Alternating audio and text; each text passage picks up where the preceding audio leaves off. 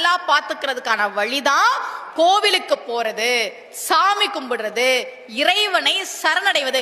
என்ன கஷ்டம் வந்தாலும் நீ பாத்துக்கப்பான்னு பொறுப்பை ஒப்படைச்சிட்டோம்னா நாம நிம்மதியா இருப்போம். நாம என்ன பண்றோம்னா இந்த சாமி எப்பதான் கண்ணை திறக்கும், இந்த சாமி எப்பதான் கண்ணை திறக்கும்னு நாமளே வருத்திக்கிறோம். இப்போ இருட்டு வந்துருச்சு இல்லையா, இருட்டாயிடுச்சு. இந்த இருட்டு எப்ப போகும்? இப்ப இரவு நேரம் இருட்டு, இந்த இருட்டு எப்ப போகும்? சூரியன் வந்தா போயிடும். இருட்டு எப்ப போகும்?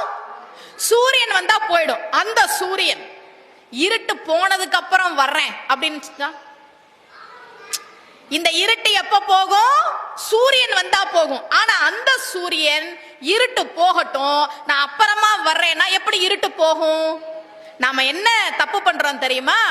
ஏதாவது பிரச்சனை வந்தா, ஏதாவது கஷ்டம் வந்தா உடனடியா கோமதி அம்மன்